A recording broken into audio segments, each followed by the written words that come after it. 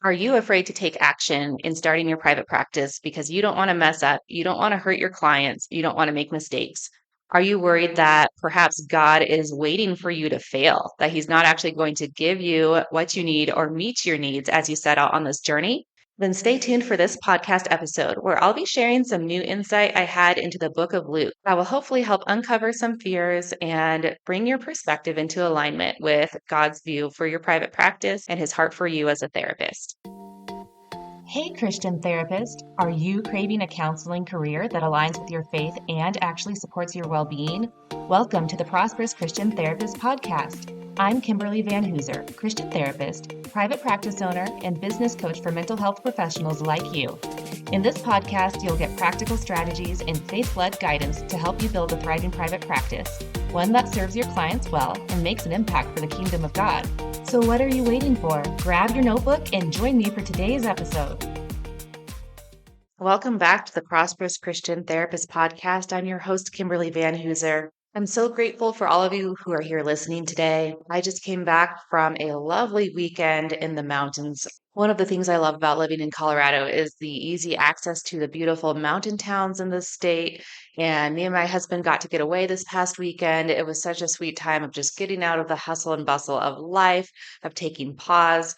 I also had some really good time where I was able to just sneak away to a coffee shop in the morning and just spend some time journaling and reconnecting with God, listening to his voice and his heart for the season of my life right now. And actually, today's podcast comes from some of that quiet time I had with him. So I really hope that it is a blessing to those of you who are listening.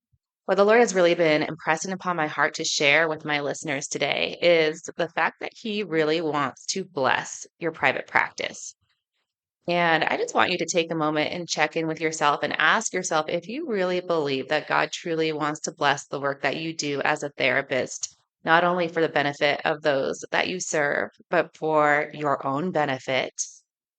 Sometimes I think as Christians, we get into our mind that we've been put on this earth to serve, which is true. But we can have too much of an emphasis on, I've been placed here to serve God and to serve others. And we forget to remember that God created us out of love, that He loves us. He loves you specifically as an individual. And yes, while He has given you purpose that will end up blessing those around you and bringing glory to Him, He also has things for you to receive, and He wants you to feel blessed, and He wants to love on you. God isn't waiting and watching for you to take risks in your private practice so you can mess up and so He can punish you for that. God is on your side. He believes in you. He has gifted you with skills and abilities to help others. And He wants to see you really thrive in the calling that He has placed on your life. All of these thoughts were stirring up in my heart when I was reading in Luke chapter 19. And I was reading the parable of the 10 minas, which starts in verse 11 of chapter 19. This was always a parable of the Bible that I kind of struggled with when I was growing up. Just to summarize, the parable of the 10 minas is about a master who is going away for some time, and he called 10 of his servants and entrusts them with each with a certain amount of money. He asks them to invest it and put the money to work while he's gone. And we see that several of the servants, upon the master's return, have generated quite a significant amount of wealth from the income that they have been given. But we have one servant who simply has buried the money and hidden it. He hasn't gained any interest. He has simply returned to the master what was initially given to him. And whenever I've heard this parable taught in sermons, generally speaking, the message that they give is about good stewardship, how we need to utilize what we have been given by the Lord and put it to work versus just squandering our gifts or our talents and not doing anything with it, which I do believe there is a message in that where God has called us to be good stewards. But I think there's so many layers to this parable, and there are more lessons to be gained. And I really had fresh eyes and fresh insight and revelation into this parable as I was reading it over the weekend. I believe there's a lesson in how our view of God the Father actually influences our behaviors and our choices, and how that can actually lead to either our blessing or to our detriment. So I'm just going to read a few verses starting in chapter 19, verse 20 of the book of Luke. It says, Then another servant came and said, Sir, here is your mina. I have kept it laid away in a piece of cloth. I was afraid of you because you are a hard man. You take out what you did not put in, and you reap what you did not sow. Whenever I read this before, I've sometimes struggled because From my perspective, it had seemed like the servant was actually just trying to be responsible. He didn't want to lose what the master had given him. So instead of taking a risk and possibly losing that investment, he simply kept it safe. But I was really struck this past weekend by the servant's belief of the master's character. For one, the servant expresses that he is afraid of his master and sees him to be a hard man. He says, "You take out what you did not put in, and you reap what you did not sow." And that even sounds like the servant thinks or believes that the master actually uses his servants. So I get a picture of a boss who simply does not care about his employees and works them to the bone. And he's the one taking all the rewards and failing to take care of the employees. So when I look at it from that perspective, I am realizing that the servant is not acting out of a desire to protect and keep safe what the master has entrusted him, but he's actually acting out of fear. He is afraid that if he were to mess up, that the master is going to respond to him harshly, that he'll get in trouble. So he's acting out of his own insecurity or fear of, I don't really know how to invest. What if I mess up? A fear of failure. And then not only that, but a fear of the master's response if he were to fail. So first, let's look at that fear of basically being inadequate that the servant has, the fear of not really knowing how to invest or what to do with what he's been entrusted. And I can see so much of myself in that, especially with therapy, with private practice. I have struggled with so many thoughts of maybe I'm not good enough. What if I'm not doing a good enough job to help people? What if I end up making a mistake and causing significant harm to my clients? And if I stand too much in that fear, then it will cause me inaction. It will keep me from actually taking steps forward to take risks and to take chances in the work that I do. And while that can seemingly come from a place of a desire to protect others, when it's not rooted in the Lord, when that fear is not discernment and wisdom from the Lord, it's actually going to cause harm by me not stepping forward to fill the space that God has called me to fill. And as I'm speaking, I'm being reminded of Moses, who God called to go speak to Pharaoh and help rescue his people. And Moses was like, I'm not good at talking in front of people. I'm slow to speech. And that was coming from a place of insecurity on Moses's part that, hey, God, I'm not good enough for this. And God's response was, who made your mouth?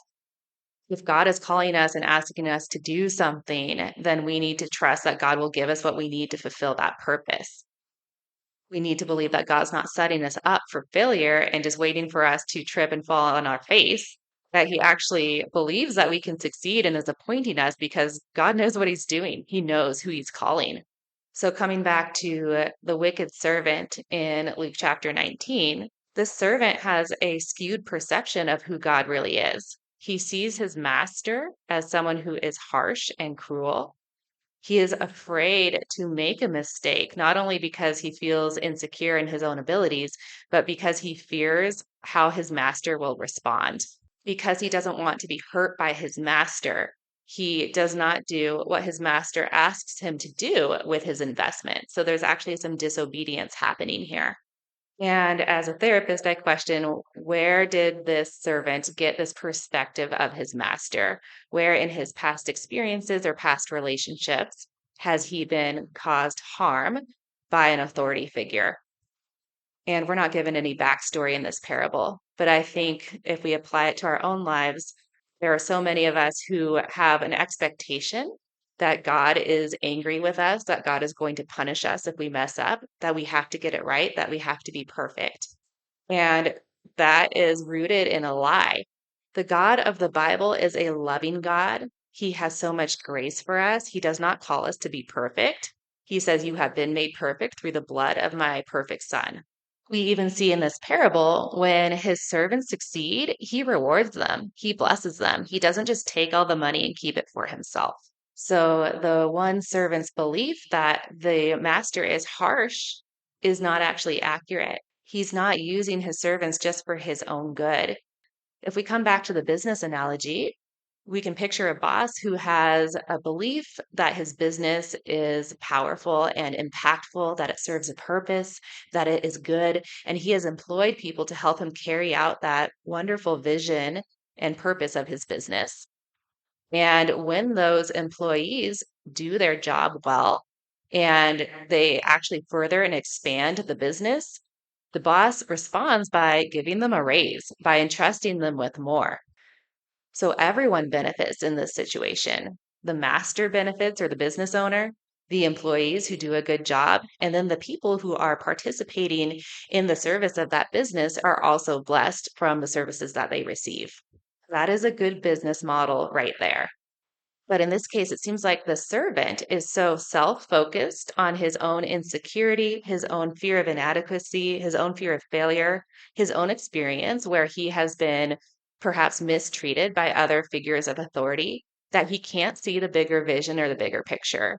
So the work that he does for his master, he doesn't see as blessing those around him or blessing the business. He sees it as something that is only serving one other person and that he's not benefiting from it at all. So his relationship with his master is not one that is driven by love, but it's actually driven by fear. So when we're afraid of someone who's an authority over us and we think that they're going to harm us, then we will act in a way that is actually self protective.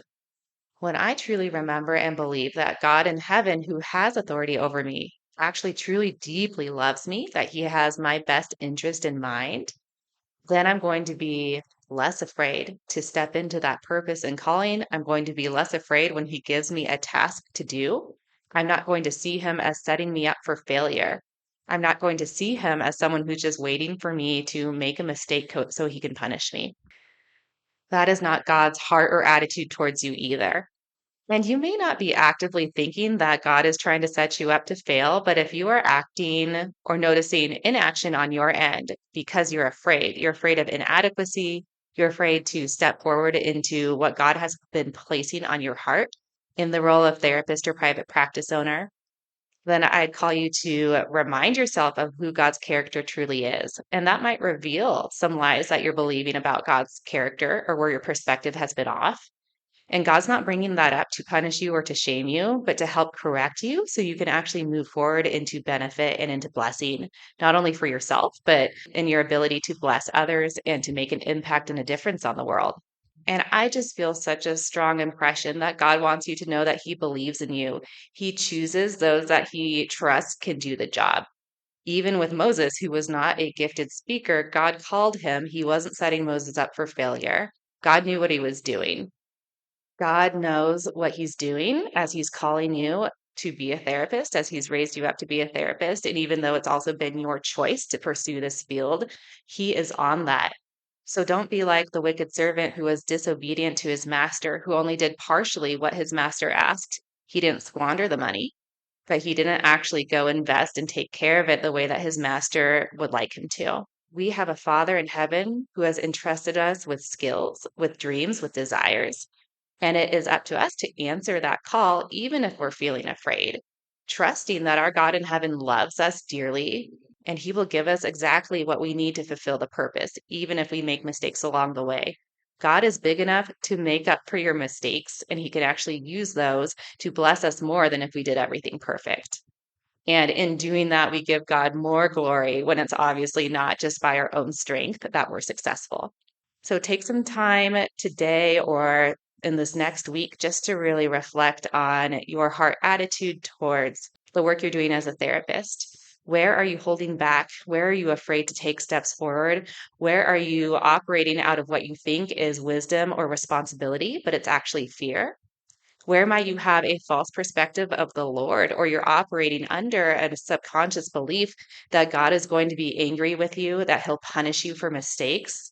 And let the Lord bring healing and resolution to those areas that he uncovers. I hope that this podcast was a blessing to those of you listening today. If you have any questions for me, feel free to reach out. You can also join my free Facebook community, Start and Grow Your Private Practice as a Christian Therapist. I'll make sure I leave a link for that in my description below. And feel free to reach out to me for some one-on-one coaching and support if that's something that you feel like you could benefit from. Right now, I am doing a great offer where it's only $97 for your intro coaching session with me. I guarantee I'm going to be raising my prices quite soon. I can't maintain offering my services at so low of a rate. So if there's something that's been kind of pushing you to reach out to me, now is the time. Thank you so much for listening. If there's someone that you know that can benefit from the show, please feel free to share. And I look forward to having you with me for my next episode. If you found value in today's episode, would you leave a written review on Apple Podcasts? It helps other faith-led clinicians like you find the show. And don't forget to join my free Facebook community, Start and Grow Your Private Practice as a Christian Therapist, where you'll join other clinicians for encouragement, accountability, and free tips and support. See you there.